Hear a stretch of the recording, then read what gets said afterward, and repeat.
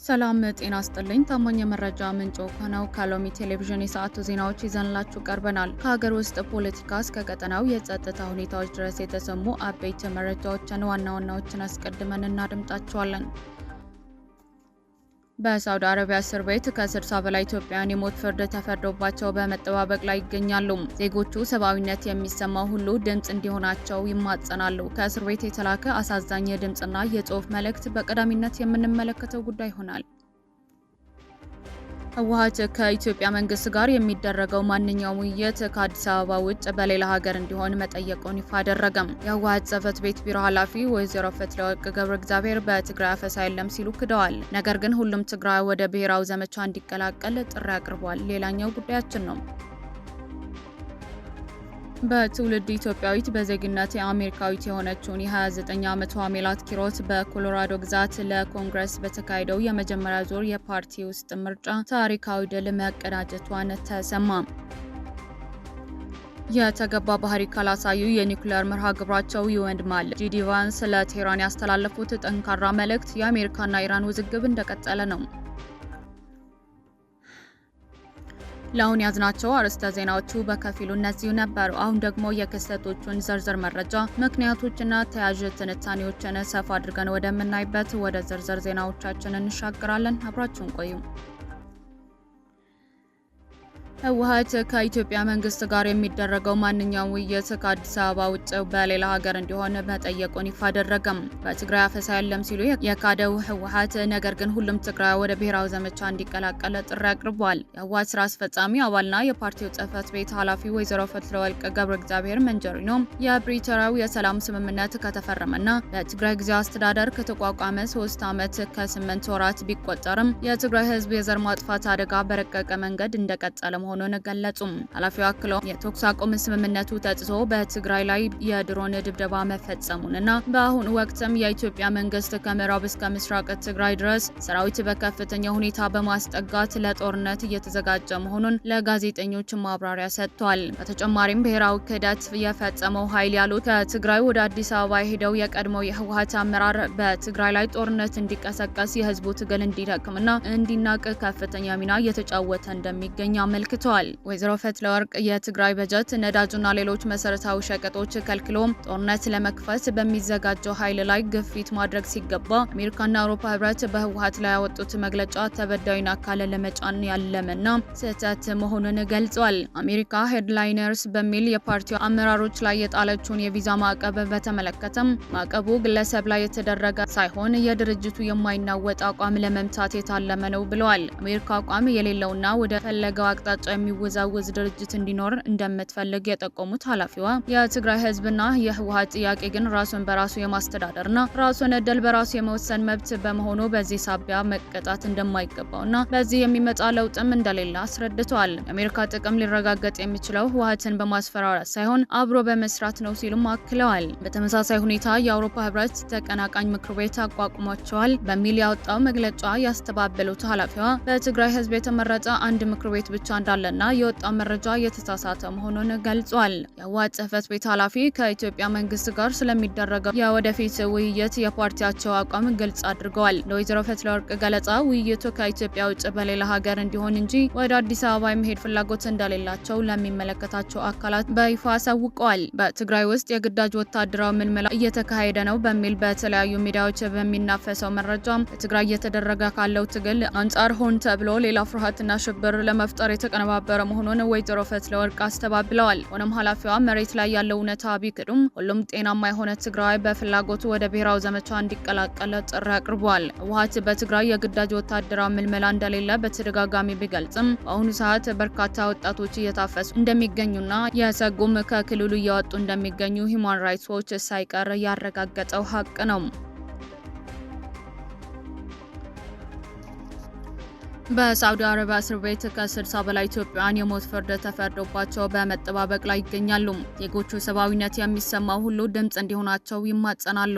ከእስረኞቹ የተላከ አሳዛኝ የድምጽና የጽሑፍ መልእክት ለሎሚ ቴሌቪዥን ደርሶታል። በሳዑዲ አረቢያ ሪፐብሊክ ውስጥ በእስር ቤት 5 ቁጥር ውስጥ የሚገኙ በርካታ ኢትዮጵያውያን ስደተኞች ያሉበት ሁኔታ እጅግ አሳሳቢ ደረጃ ላይ መድረሱንና የሞት ፍርድ እየተጠባበቁ እንደሚገኙ በመግለጽ አስቸኳይ የነፍስ አድን ጥሪ አቅርበዋል። ስደተኞቹ በገዛ እጃቸው በጻፉ ይፋ ባደረጉት ደብዳቤ መሰረት ማረፊያ ቤት ውስጥ ከፍተኛ መከራና እንግልት እየደረሰባቸው መሆኑን ገልጸው የኢትዮጵያ መንግስትና ሕዝብ ከተደቀነባቸው አደጋ እንዲታደጋቸው ተማጽነዋል። በስፍራ ከሚገኙ እስረኞች የወጣውና በምስልና ድምጽ የተደገፈው መረጃ እንደሚያሳየው ከተለያዩ የኢትዮጵያ ክልሎችና ብሔረሰቦች የተወጣጡ በርካታ ዜጎች በማረፊያ ቤት ውስጥ ታጉረው ይገኛሉ።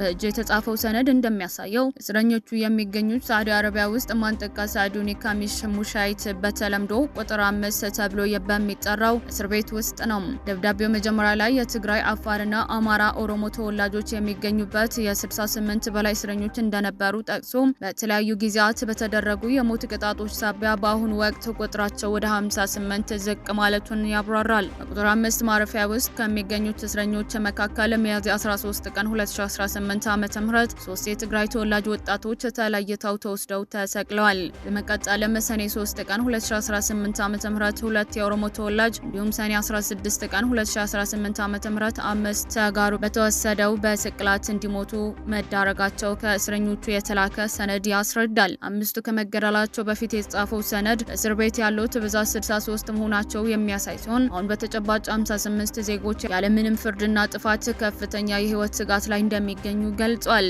እስረኞቹ የትግራይ፣ የአፋር፣ አማራ፣ የኦሮሞና ሌሎች የኢትዮጵያ አካባቢዎች ተወላጅ መሆናቸውንና እያንዳንዳቸው ከተወካይ ቤተሰቦቻቸው ጋር የሚገናኙበት ዝርዝር መረጃ አስፍረዋል። በተጨማሪም በተቀመጠው ማስታወሻ መሰረት እስረኞቹ በሳዑዲ ውስጥ የሚገኙበትን አድራሻ ሳዱኒ ካሚስ ሙሻይት በማለት የገለጹ ሲሆን ለይፋዊ አካላት መረጃው እንዲደርስላቸው ስማቸው በፊርማ ጭምር አረጋግጠዋል። ስደተኞቹ በደብዳቤያቸው ማጠቃለያ ላይ የኢትዮጵያ ክርስትና ሆነ እስልምና እምነት መሪዎች፣ የሃይማኖት አባቶች በጥምረት በመሆን ድምጻቸው እንዲያሰሙላቸውና ከዚህ የሞት አፋፍ እንዲታደጓቸው በቅንነትና በትህትና ጠይቀዋል። በተመሳሳይ መልኩ ለዓለም አቀፉ የሰብአዊ መብት ተሟጋች ድርጅቶች የዩኤንኤችሲአር፣ ወርልድ ቪዛና መሰል ተቋማት መረጃውን ደርሶ የህግና የሰብአዊነት ከለላ እንዲሰጣቸው ጥሪያቸው አስተላልፏል። እኛ ከዚህ ያለነው ያለምንም በደልና ጥፋት በከፍተኛ መከራ ውስጥ ነው። የኢትዮጵያ ህዝብና መንግስት እንዲሁም በሀገር ውስጥና በውጭ ያላችሁ ወገኖቻችን ድምጻችን አሰሙልን፣ ከዚህ መከራ ታደጉን።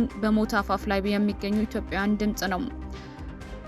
سلام زعوي سلام برادري أنت خب كميس سرد أنت فقال إني عندي أركان كاسب زعوان سكبة عوي ما تفرد دبرنا شوية كميس سرد نركبنا أنا سلكي أو أي فكر بخوينا وكنا تحاورنا بالتحابة أنا أفتهم جبل كتب أكل كتب سألنا وتحتنا أنا حتى كان أنا دائما تقول عارف مثلا كبأنا تتزقب بتوكلنا بلك خلقتم حدا متفرد كأنا حدا عيبك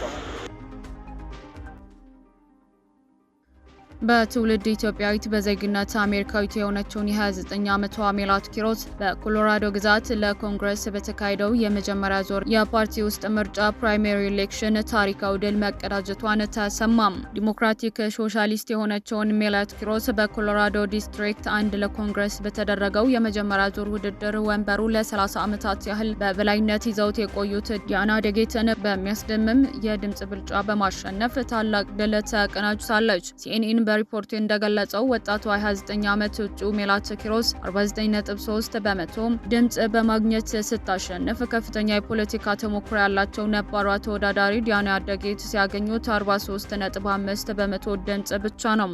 የሜላት ድል በመላው የአሜሪካ ፖለቲካ ተመልካቾችን ያስገረመ ሲሆን የዴንቨር ኮሎራዶ መራጮች ካለው ነባርና ልሙድ አሰራር ወጥተው አዲስ ትውልድና ለውጥን በእጅጉ መፈለጋቸው ያሳየ ክስተት መሆኑን ሲኤንኤ በዘገባው አመላክቷል። ይህንን ድል ጨምሮ በአሜሪካ በ8 ቀናት ውስጥ ብቻ አዳዲስ ወጣት ተወዳዳሪዎችን ነባር የኮንግረስ አባላት ሲያሸንፉ ይህ ለሶስተኛ ጊዜ መሆኑን ተገልጿል። በአሜሪካ የህግ መዋቅር ውስጥ በጥበቃነት የምትሰራው ሜላት ኪሮስ ከዚህ ቀደም ስለ ጋዛ ጦርነትና ስለ ተማሪዎች መብት ሰፊ ጽሑፎችን መጻፏን ይታወቃል። ይህንን ተገን በማድረግ ተፎካካሪዋ ዲያና ቴጌት ውድድሩ በቀላሉ እንደሚያሸንፉና ከሜላት ከባድ ፈተና እንደማይገጥማቸው ሲናገሩ የቆዩ ቢሆንም በሂደቱ ግን ከፍተኛ ስጋት ውስጥ መግባታቸውን የሚያሳዩ እርምጃዎችን ወስደው ነበር። ቴጌት እስከ $1 ሚሊዮን በላይ የሚገመት ከፍተኛ ወጪ በማውጣት ሜላት ኪሮስ አክራሪና ጸረ አይሁድ መሆኗን መራጩን ህዝብ እንዲያምን ለማድረግ ከፍተኛ ጥረት አድርገው የነበረ ቢሆንም መራጩ ህዝብ ግን ውንጀላው ውድቅ በማድረግ ለሜላት ድምጹን ሰጥቷል። የመጀመሪያው ዙር ምርጫ በታላቅ ድል ያጠናቀቀችው ሜላት ኪሮስ ቀጣዩን የመጨረሻውን አጠቃላይ ምርጫ እንደ አውሮፓውያን አቆጣጠር ህዳር 3 2026 ዓ.ም የምታከናውን ይሆናል። በዚህ ታሪካዊ ውድድር ላይ ሜላት የዲሞክራት ፓርቲን በይፋ በመወከል የሪፐብሊካን ፓርቲ እጩ ሆኖ ከሚቀርበው ተወዳዳሪ ጋር ፊት ለፊት ትጋጠማለች።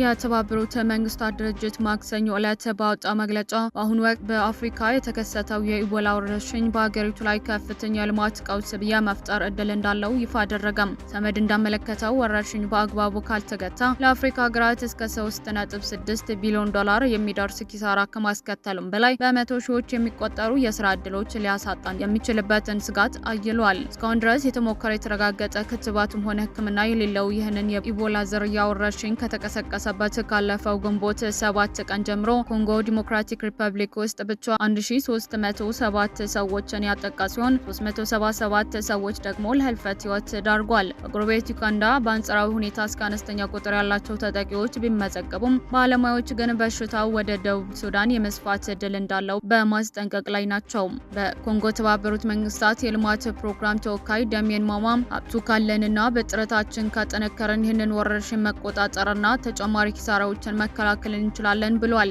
ካልሆነ ግን ይህንን የጤና ድንገተኛ አደጋ በክልሉና በሀገሪቱ ላይ ወደ ትልቅና ረጅም የልማት ቀውስ የመቀየር ስጋት እንዳለው አስገንዝበዋል። የተባበሩት መንግስታት የልማት ፕሮግራም የኤንዲፒ ወረርሽኙ ሊያስከትልበት የሚችለው የኢኮኖሚ ጉዳት ሶስት አማራጭ ሁኔታዎችን አስቀምጧል። አሁን ባለበት በኮንጎና በዩጋንዳ ብቻ ተወስኖ የሚቀረው ከሆነ የኮንጎ የሀገር ውስጥ ጥቅል ምርት $1 ሚሊዮን ያጣል። በሽታው ወደ ጎረቤት ሀገራት እንደ ደቡብ ሱዳን የመዛመት እድል ያለው መሆኑ ነው። በሽታው ሩዋንዳና አንጎላን ጨምሮ ወደ ሌሎች ሀገራት የሚዛመት ከሆነና በሀገሪቱ ወቅት ከኢራን ቀውስ ጋር በተያያዘ ከፍ ካለ የነዳጅ ዋጋ ጋር የሚገጣጠም ከሆነ የአህጉሪቱ የሀገር ውስጥ ጥቅል ምርት በ$3.6 ቢሊዮን የሚቀንስ ሲሆን የ328,000 ሰዎችን የስራ እድልም በቅጽበት ያጠፋል። የወረርሽኙ ኢኮኖሚ ተጽዕኖ $1 ቢሊዮን በአንጻራዊነት ዝቅተኛ፣ በኮንጎና በዩጋንዳ ብቻ የተገደበም $3.6 ቢሊዮን $328,000 የስራ እድሎችን ወደ ሩዋንዳ፣ አንጎላና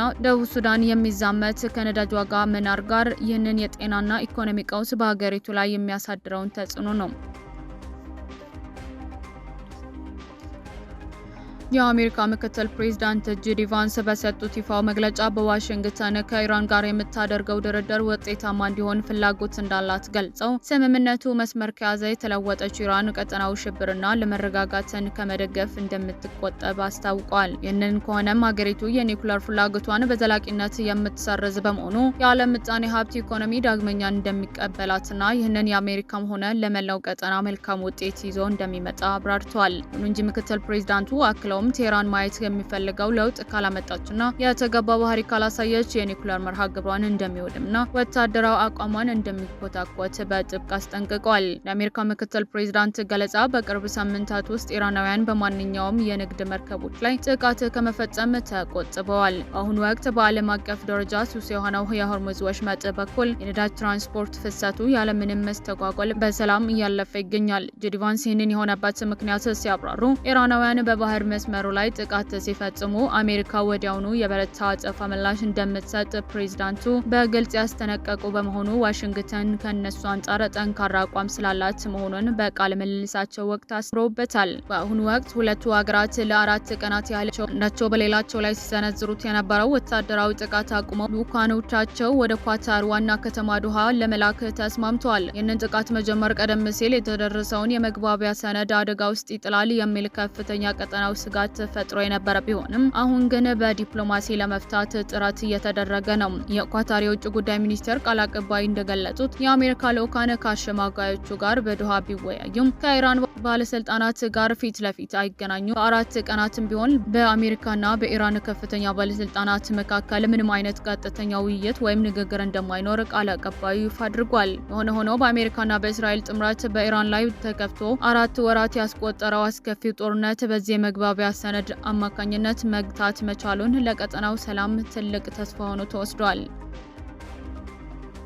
ውድ የሎሚ ቴሌቪዥን ተከታታዮች ለዛሬ ያዝናቸው አበይት መረጃዎችንና ትንታኔዎችን እነዚህ ይመስሉ ነበር። ዜናዎቻችን ላይ ያላችሁን ማንኛውም አስተያየት በኮሜንት መስጫው ላይ እንድታጋሩን እንጋብዛችኋለን። መረጃዎችን በፍጥነትና በታማኝነት ለሌሎች እንዲደርሱ ቪዲዮውን ላይክ እና ሼር ማድረጋችሁን እንዳትረሱም። በየሰዓቱ የሚወጡ አዳዲስና ትኩስ መረጃዎችን ለማግኘት ደግሞ ቻናላችንን አሁኑኑ ሰብስክራይብ ያድርጉም። ቀሪውን ጊዜ ሰላማዊና መልካም ጊዜ ይሁንላችሁ።